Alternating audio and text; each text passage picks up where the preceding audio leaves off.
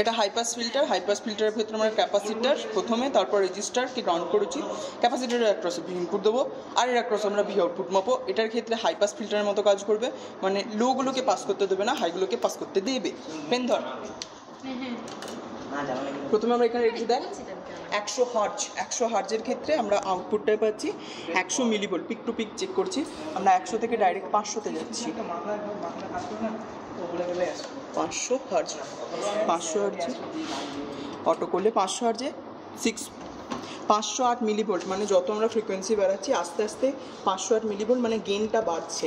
Gain যেহেতু বাড়ছে, এরপরে আমরা যত এটাকে নিয়ে যাব,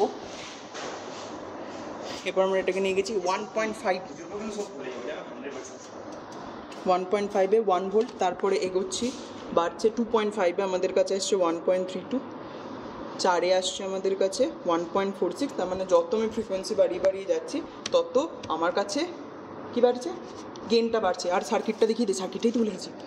এটা হয়ে যাচ্ছে ক্যাপাসিটারের সঙ্গে একটা রেজিস্ট্যান্স সিরিজে কানেক্ট আছে।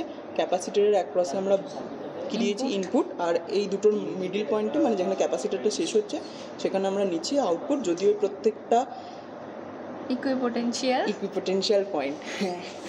নাইস।